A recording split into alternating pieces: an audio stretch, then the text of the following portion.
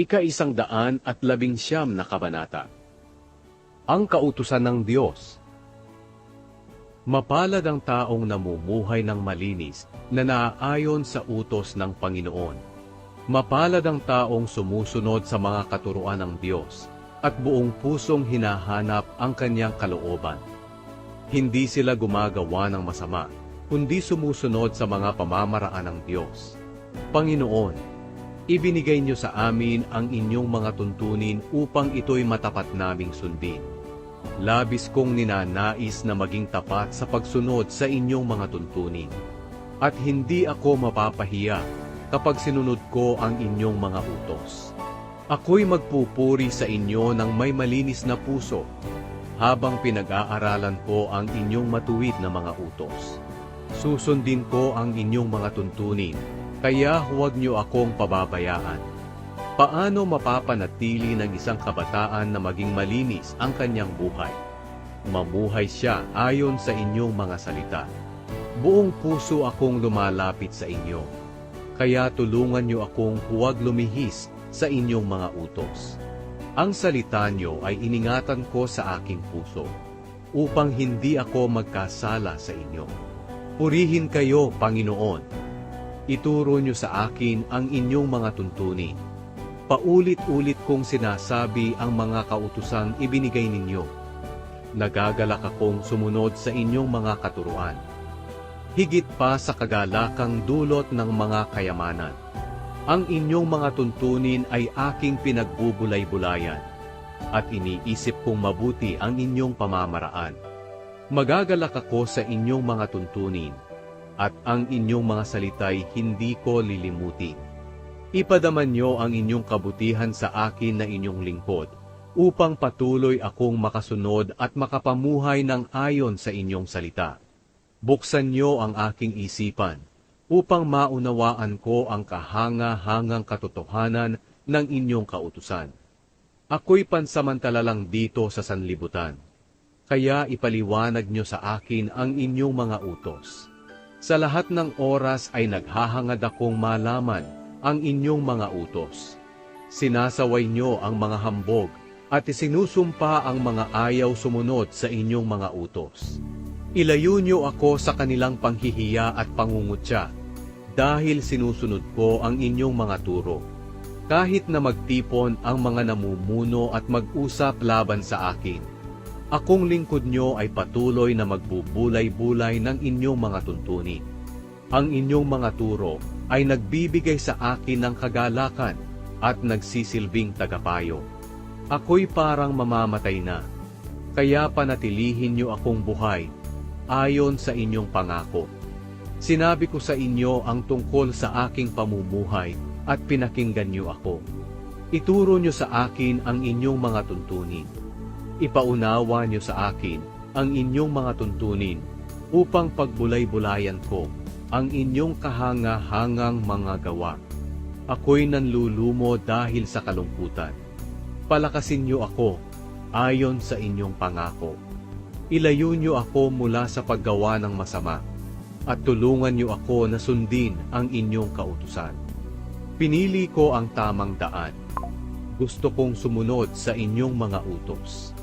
Panginoon, sinunod ko ang inyong mga turo, kaya huwag niyong papayagang ako'y mapahiya.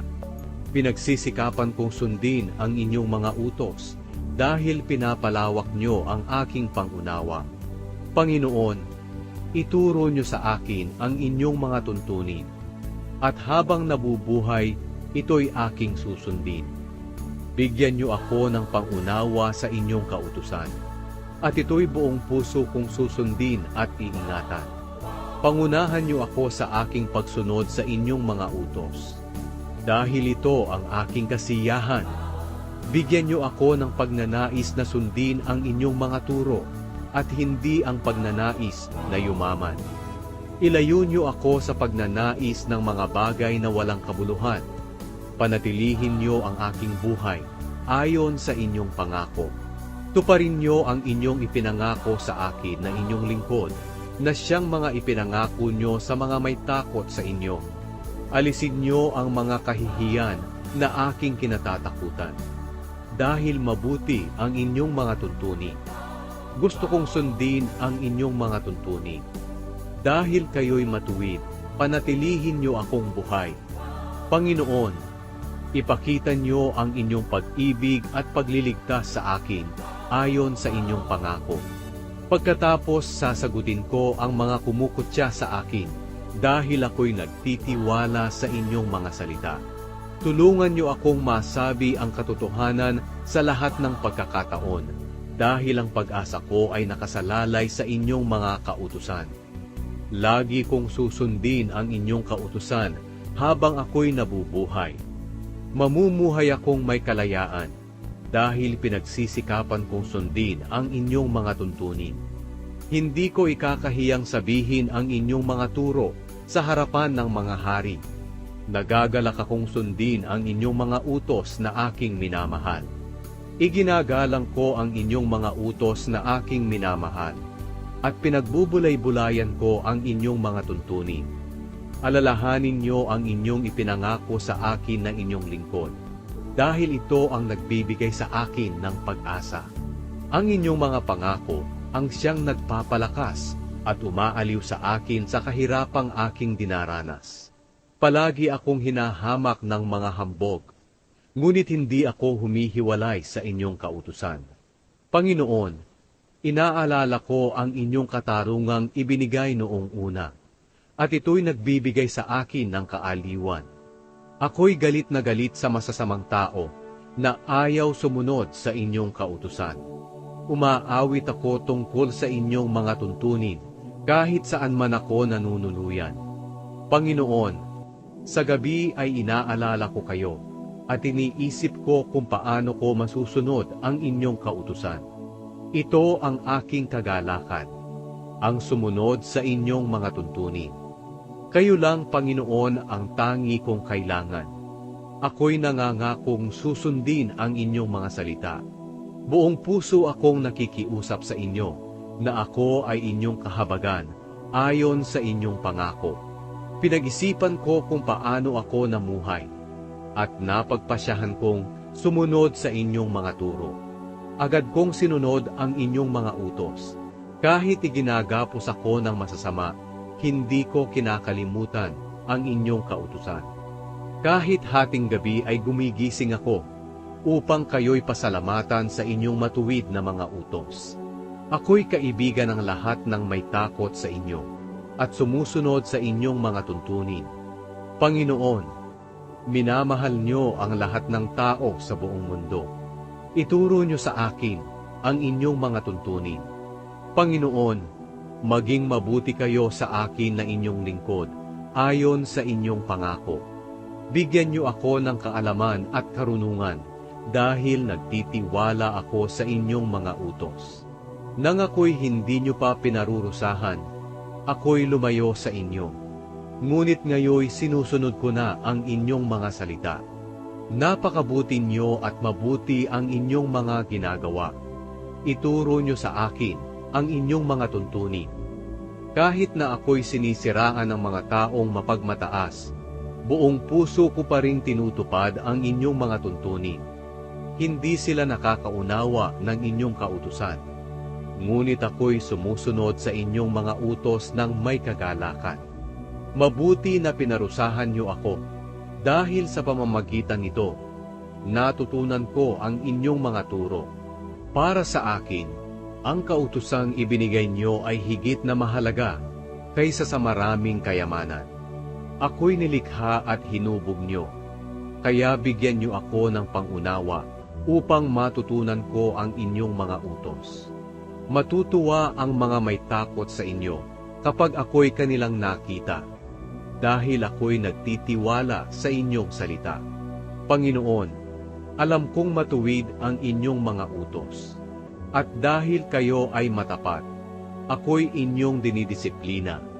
Sana'y aliwin niyo ako ng inyong pagmamahal ayon sa pangako niyo sa akin na inyong lingkod. Kahabagan niyo ako upang patuloy akong mabuhay, dahil nagagalak akong sumunod sa inyong kautusan. Mapahiya sana ang mga mapagmataas dahil sa kanilang paninira sa akin. Subalit ako ay magbubulay-bulay ng inyong mga tuntunin. Magsilapit sana sa akin ang mga may takot sa inyo at nakakaalam ng inyong mga turo. Sana'y masunod ko ng buong puso ang inyong mga tuntunin upang hindi ako mapahiya. Napapagod na ako sa paghihintay ng inyong pagliligtas sa akin. Ngunit umaasa pa rin ako sa inyong mga salita. Nagdidilim na ang aking paningin sa paghihintay ng pangako niyo sa akin. Ang tanong ko'y, kailan niyo pa ako palalakasin at aaliwin? Kahit na ako ay para ng sisidlang balat, na nilalagyan ng inumin na parang hindi na mapakinabangan, hindi ko pa rin nakakalimutan ang inyong mga tuntunin. Hanggang kailan pa kaya ang aking paghihintay? Kailan niyo parurusahan ang mga umuusig sa akin na inyong lingkod? Ang mga mapagmataas na hindi sumusunod sa inyong mga kautusan ay naghukay ng mga patibong upang ako'y hulihin. Kaya tulungan niyo ako, dahil ako'y kanilang inuusig ng walang dahilan, hanggang sa ako'y nabingit na sa kamatayan. Ngunit hindi ko tinalikuran ang inyong mga tuntunin, dahil maaasahan ang inyong mga utos. Ingatan niyo ang aking buhay ayon sa pag-ibig niyo sa akin, upang masunod ko ang mga turong ibinigay ninyo. Panginoon, ang salita mo ay mananatili magpakailanman. Hindi ito magbabago tulad ng kalangitan. Ang inyong katapatan ay magpapatuloy sa lahat ng salinlahi. Matibay niyong itinatag ang mundo, kaya ito'y nananatili. Ang lahat ng bagay ay nananatili hanggang ngayon, ayon sa inyong nais.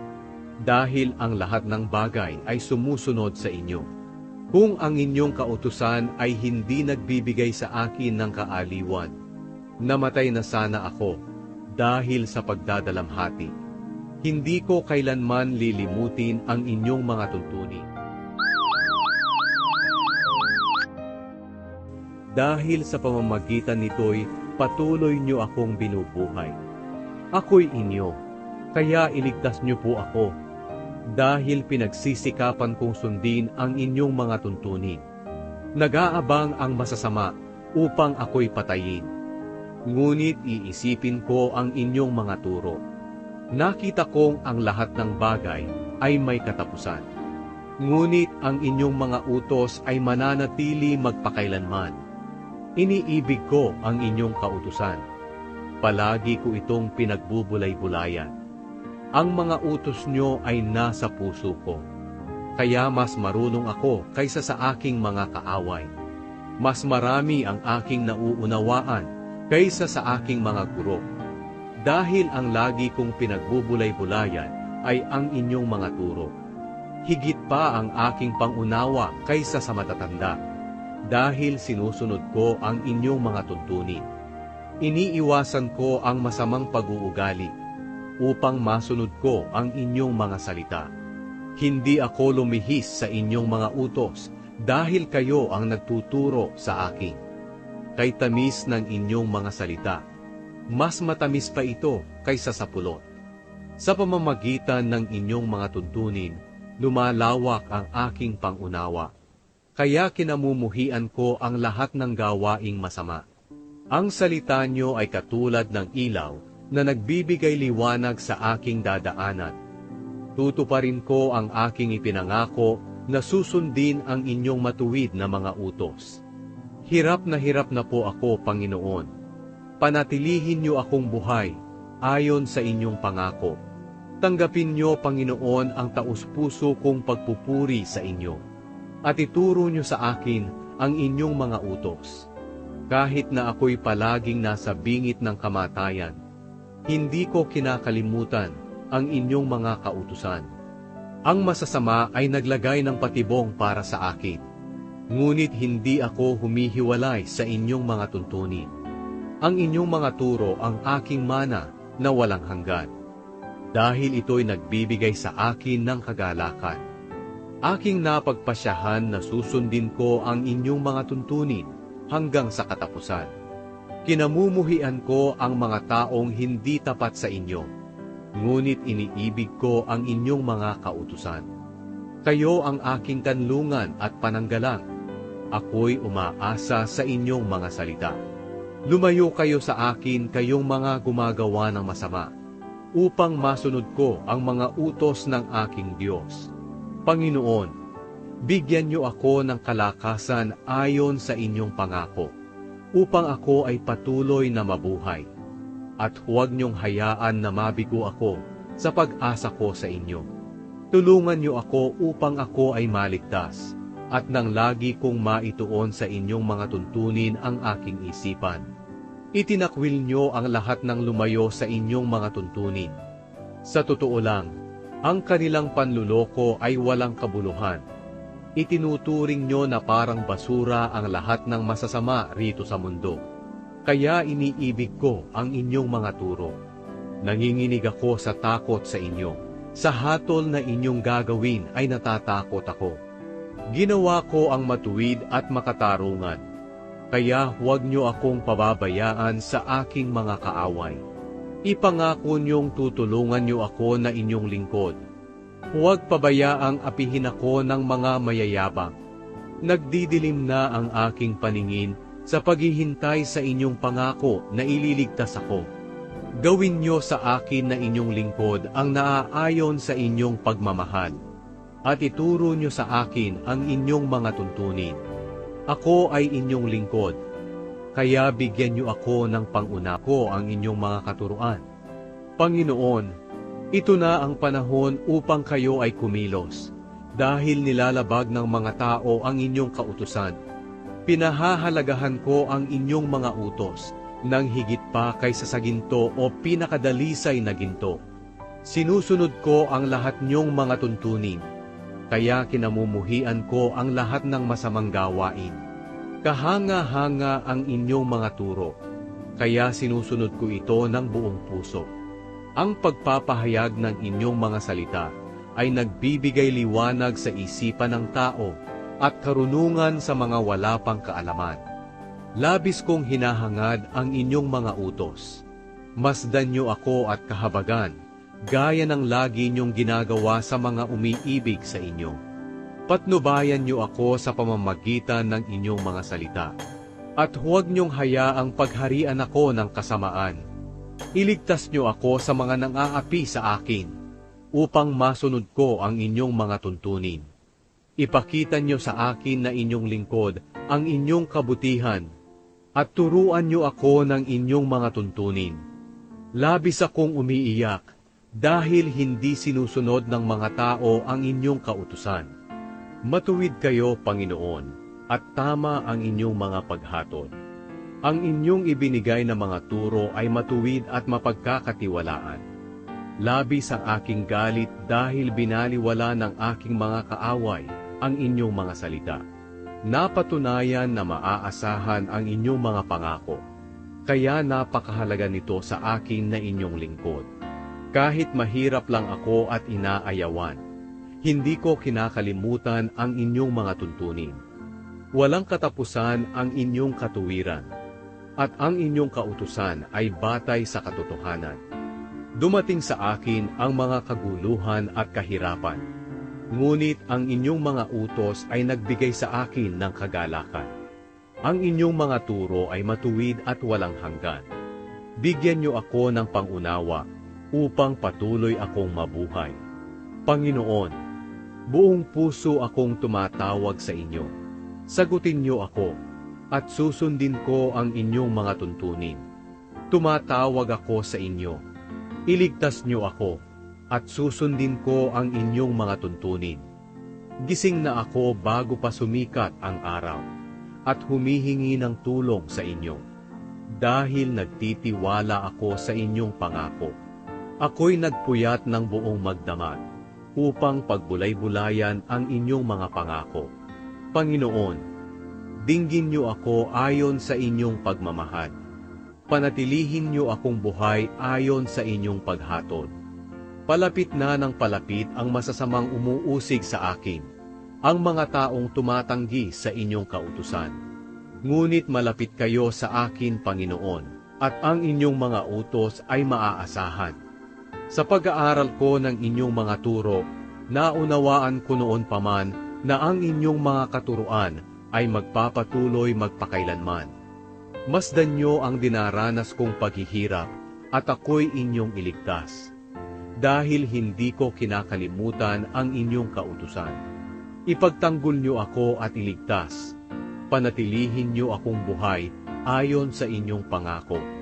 Hindi maliligtas ang masasama, dahil hindi nila ipinamumuhay ang inyong mga tuntunin. Napakamaawain nyo, Panginoon. Panatilihin nyo akong buhay ayon sa inyong paghatol. Marami ang umuusig sa akin, ngunit hindi ako lumayo sa inyong mga turo. Kinasusuklaman ko ang mga hindi tapat sa inyo, dahil hindi nila sinusunod ang inyong salita. Tingnan niyo, Panginoon, kung paano ko sinusunod ang inyong mga tuntunin. Panatilihin niyo akong buhay ayon sa inyong tapat na pag-ibig. Totoo ang lahat ng inyong salita, at ang inyong mga utos ay makatuwiran magpakailanman. Inuusig ako ng mga namumuno ng walang dahilan, ngunit salita niyo lang ang aking kinatatakutan. Nagagalak ako sa inyong mga pangako, na tulad ng isang taong nakatuklas ng malaking kayamanan. Namumuhi ako at nasusuklam sa kasinungalingan, ngunit iniibig ko ang inyong kautusan. 7 beses akong nagpupuri sa inyo bawat araw, dahil matuwid ang inyong mga utos. Magiging payapat tiwasay ang kalagayan ng mga umiibig sa inyong kautusan, at sila'y hindi mabubuwal. Panginoon, umaasa ako na ako'y inyong ililigtas, at sinusunod ko ang inyong mga utos. Buong puso kong iniibig ang inyong mga turo, at ito'y sinusunod ko. Ang lahat kong ginagawa ay inyong nalalaman, kaya sinusunod ko ang inyong mga tuntunin at katuruan. Panginoon, pakinggan niyo sana ang aking hinaing. Bigyan niyo ako ng pangunawa ayon sa inyong pangako. Sana'y dinggin niyo ang aking dalangin, at iligtas ako katulad ng inyong ipinangako. Lagi akong magpupuri sa inyo, dahil tinuturuan niyo ako ng inyong mga tuntunin. Ako'y aawit tungkol sa inyong mga salita, dahil matuwid ang lahat niyong mga utos. Palagi sana kayong maging handa na ako'y tulungan, dahil pinili kong sundin ang inyong mga tuntunin. Panginoon, nananabik ako sa inyong pagliligtas. Ang kautusan niyo ay nagbibigay sa akin ng kagalakan. Panatilihin niyo ang aking buhay, upang kayo'y aking mapapurihan. At sana'y tulungan ako ng inyong mga utos na masunod ang inyong kalooban, para akong tupang naligaw at nawala. Kaya hanapin niyo ako na inyong lingkod, dahil hindi ko kinakalimutan ang inyong mga utos.